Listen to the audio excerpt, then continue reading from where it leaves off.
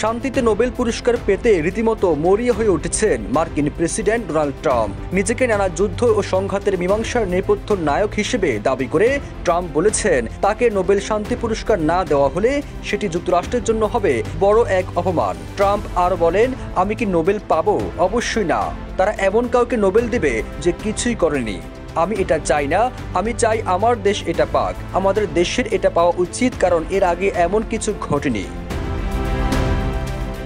Trump তার সাম্প্রতিক দাবির পুনরাবৃত্তি করে বলেন, তিনি জানুয়ারিতে ক্ষমতায় আসার পর থেকে 7টি যুদ্ধের ইতি টেনেছেন। এছাড়া হোয়াইট হাউসে ইসরায়েলি প্রধানমন্ত্রী বেনিয়ামিন নেতানিয়াহুর সঙ্গে তিনি যে গাজা পরিকল্পনা প্রকাশ করেছিলেন তা যদি কার্যকর হয় তাহলে 8 মাসের মধ্যে 8টি যুদ্ধ বন্ধ হবে বলেও জানান ট্রাম্প। একটি অনুষ্ঠানে মার্কিন প্রেসিডেন্ট এসব কথা বলেন। ফরাসি সংবাদ সংস্থা এএফপির এক প্রতিবেদনে এসব তথ্য উঠে আসে। বান্ডেল থাকলে প্রতি সেনমানিতে টাকা বাঁচবে। বিকাশ সেনমানি বান্ডেল কিনে জিতুন প্রতি লেনদেনে। এরই মধ্যে ট্রাম্প প্রশাসন 7টি যুদ্ধের তালিকা প্রকাশ করেছে, যেখানে বলা হয়েছে তিনি কম্বোডিয়া এবং থাইল্যান্ড, কসোভো এবং সার্বিয়া, কঙ্গো এবং রুয়ান্ডা, ভারত এবং পাকিস্তান, ইসরায়েল এবং ইরান, মিশর এবং ইথিওপিয়া এবং আর্মেনিয়া ও আজারবাইজানের মধ্যে সংঘাত শেষ করেছেন।